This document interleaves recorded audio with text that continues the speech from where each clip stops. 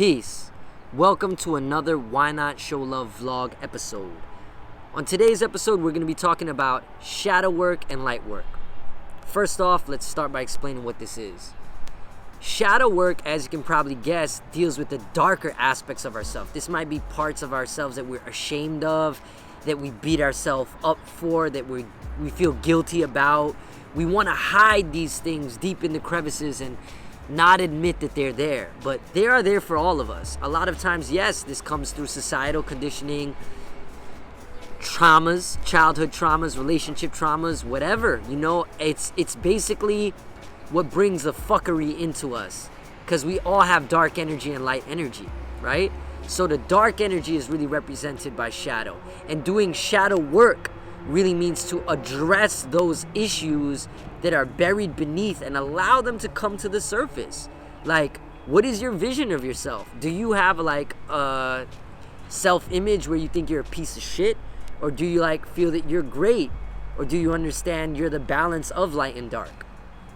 Light work, I think, goes hand in hand with shadow, just like every shadow is attached to a being. Like, what are the aspects of yourself that are great? What are the aspects of yourself that you love? Maybe it's your sense of humor, whatever it could be. Those are both the light and dark. Now, if you look at the symbol of the yin yang, right? That is a great example of light and dark intertwining. In the core of light is a core of darkness. In the core of darkness is a core of light. And it's these cores swirling around, that create our divine balance between being spiritual and being human. So, as always, the best way for me to explain this is going through some of my personal work, right? So growing up, a lot of my shadow work that I'm addressing as an adult comes really from self-doubt, right? Why do I have to do self-doubt, right? Or why did I have a low image of myself, right? I was constantly told by school systems, family, that I wasn't good enough, and I got conditioned into doing this I'm not good enough thing, right? And with that not good enough idea and constantly being put down, I started to accept this version of myself which wasn't really me, which was that no matter what I do, it's never going to be good enough. I also understand that happened because I just accepted that version of myself. I'm just not good at things. And what I did is I allowed a falsehood to become reality. And I started living in that falsehood and attaching myself to the bullshit that I wasn't healed from. And what did I do? I started manifesting situations that made me feel like I wasn't good enough. Every time I did something, whether it was art, music, my company, business, I did it from a fear-based place of not feeling good enough. How did I address that? I started noticing other people in my life that didn't feel like they were enough coming into my life. I started noticing patterns. I started realizing I couldn't cope with certain feelings. Maybe when I went to the studio in my early days, I just always needed a bunch of weed. I started smoking like crazy to run and escape. And then when I even stopped smoking weed, I would drown myself in work, being like, oh, it's never good enough. It's never good enough. I got to do more. And what did that lead me? It led me to burnout. It led me to suffering. It led me to health issues. It led me to all these terrible, terrible things, making poor choices because I didn't want to address the darkness in me. Now I'm learning how to accept it, be gentle with it, and use that. And the only way that I think, for me, that I was able to do this is a balance between radical self-awareness and solitude. I have to sit in solitude with myself, without any substances, without anything, and really see what's coming to the surface. And ask myself, is this energy serving me? And if not, how do I fucking let that shit go? I want to balance this out by going into light work. Yes, I had to do the inner work. Yes, I had to handle this in solitude.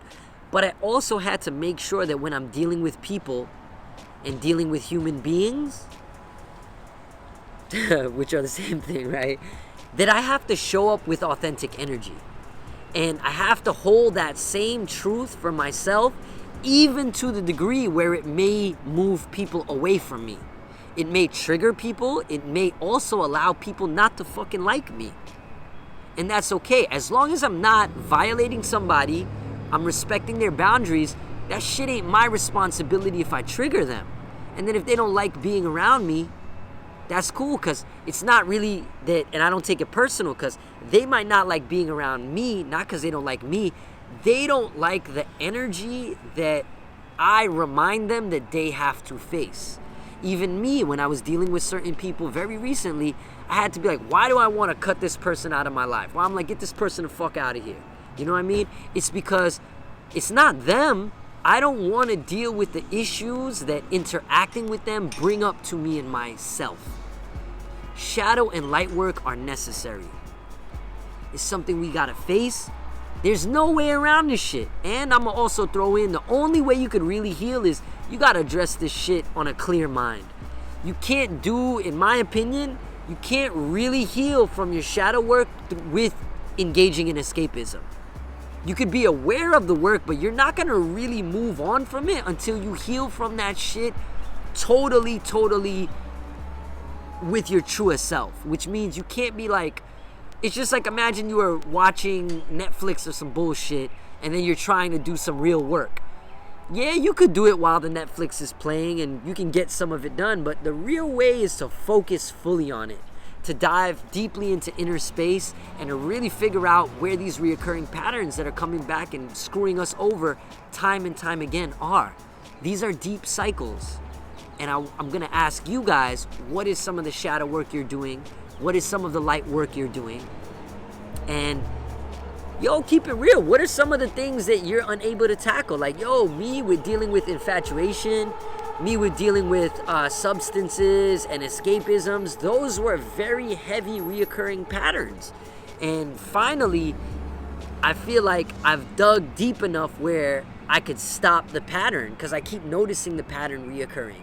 So the real way to get past it is you have to go toward that work, and go toward that work with your full being, your full mind, your full body, your full soul. And you can get through it. We got this. And you're going to have to do work in solitude and work amongst people, because you cannot hide from the world and just do the shadow work and fix yourself when you're alone, because guess what? You're needed not to be alone. You are still needed to put yourself out there. These vlogs and stuff, this is me putting myself out there.